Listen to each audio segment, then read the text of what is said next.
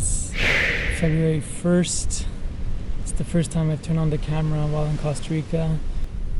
So today I want to talk about fear and love and the way they manifest in our life and how we are called to react to different ones of them depending what we choose in the moment.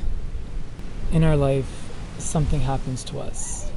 It could be something drastic, big, as it could be something small and annoying. And the way we choose to react to that instance is either coming from a place of fear or a place of love.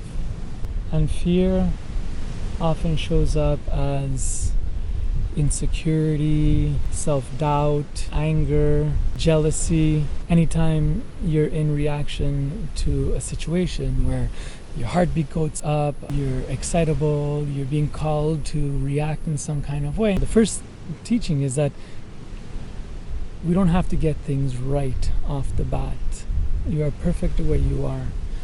The key is going towards consciousness. It's about knowing where you are, acknowledging where you are in your process. If we are reacting in fear, like any of those things I described and more, it's not love. And we often like to package fear as love, saying it's because I love you, but I love you. It's not love, it's fear. It's because I'm scared. I'm scared of abandonment. I'm scared of judgment, showing that I'm afraid. I'm scared. Part of this path to love is starting with self-love. And self-love is acknowledging where we're vulnerable, acknowledging where there's fear, and starting to open the flow of love to this place. So that's not about blocking, hiding, putting under the rug, the back of the closet. It's not about putting these things away from you or ignoring them or finding a way to forget about them. And in actuality, what we want to do is we want to look at them, see them.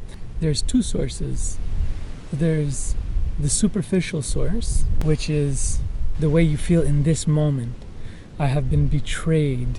I feel disrespected.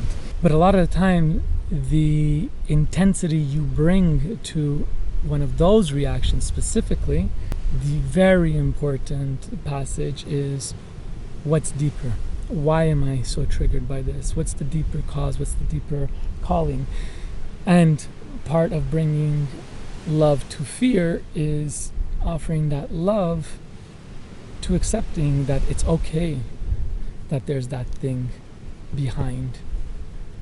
And now let's start to unpackage it so that we can release it, learn the message of our behavior, and grow from it. And that brings me to spiritual practice. There's different types of spiritual practice. You have organized religion spiritual practice, which is go to school on Sunday or pray X number of times a day or whatever it is. Another type of spiritual practice, meditation, silence, very good.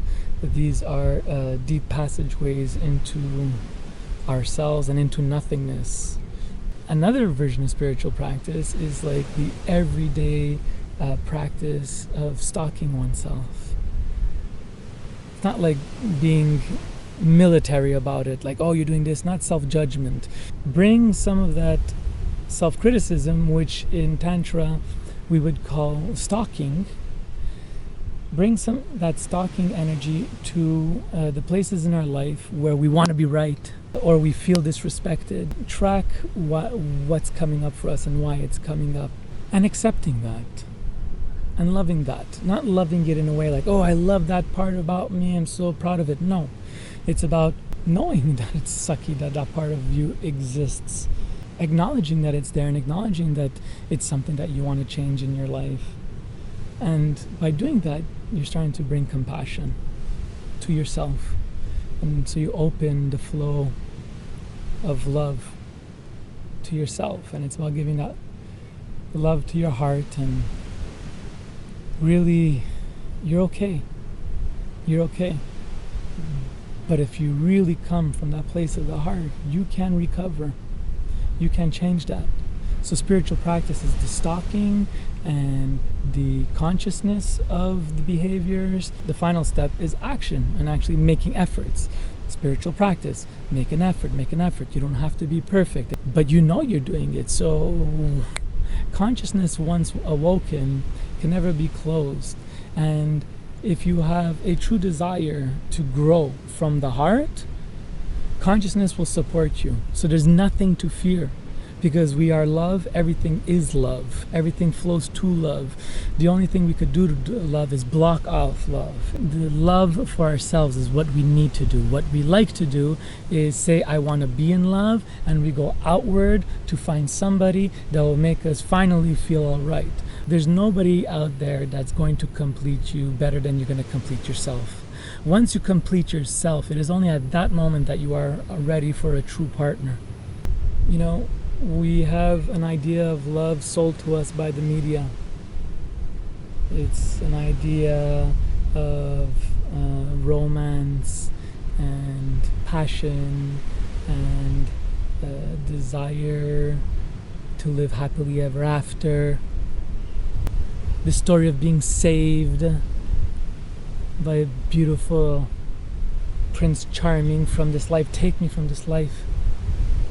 This life is so hard. I have mean stepsisters. I have a horrible whatevs. I don't have enough.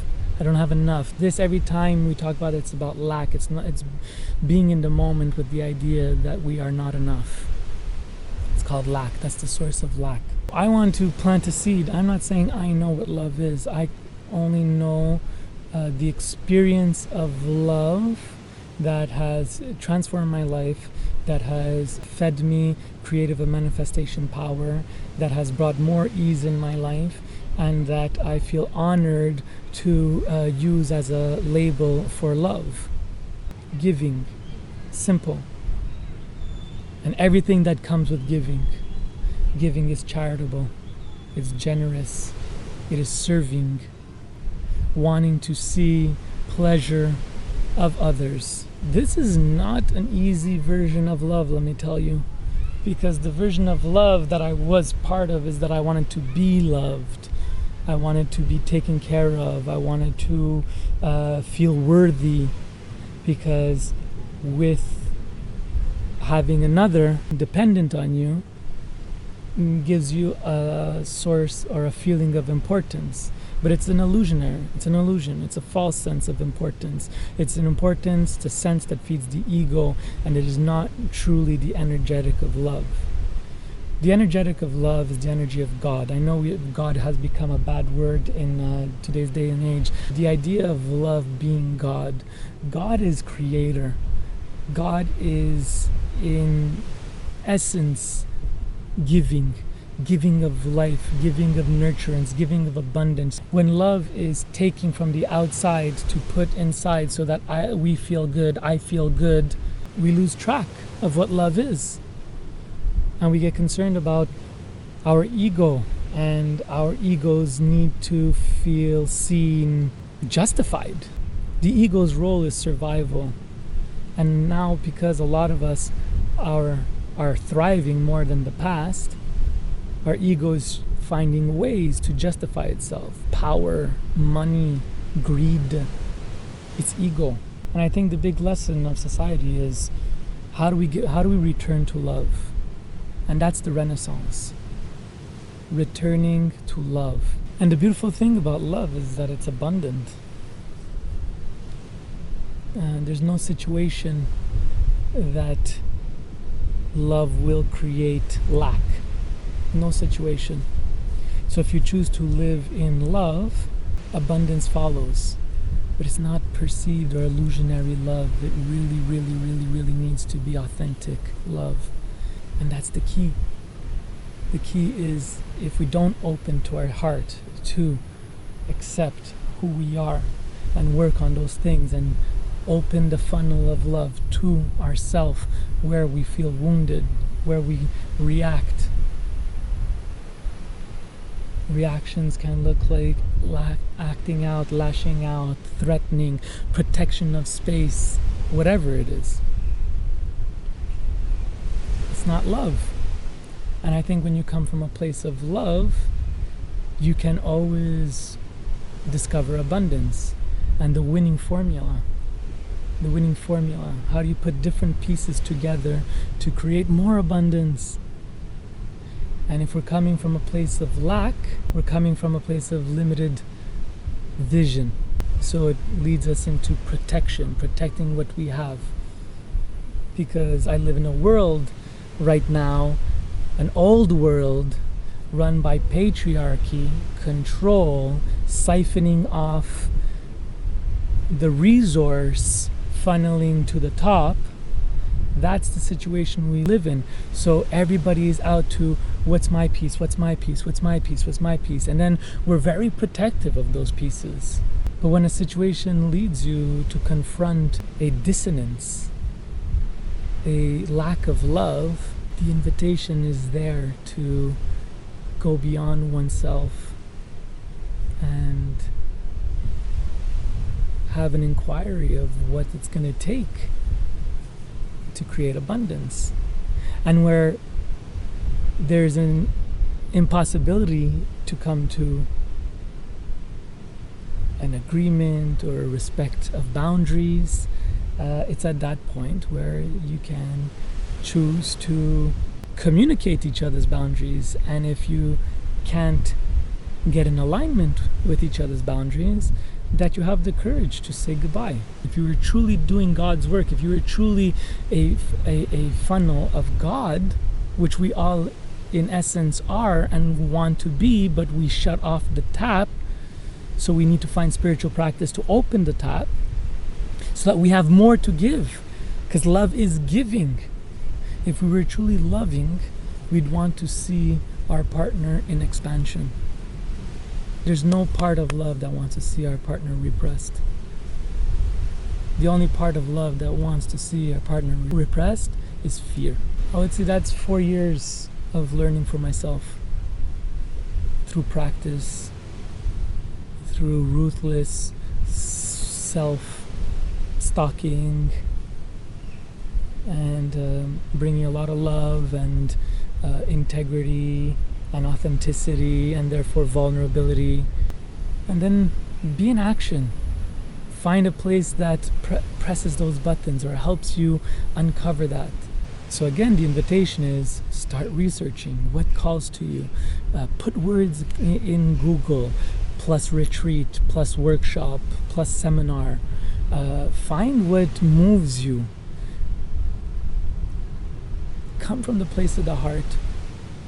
Look for the ember, that little ember of fire that is the most authentic part of you, and the part of you that is oozing love. Go there. And when you touch that part, rest in it and ask it, what is it that I need to know? What is it that I need to see? What is it that I need to experience? And wait for the answers to come. If you open and you invite consciousness, it will come. And when the answer comes, do not be afraid. Do not be afraid of it.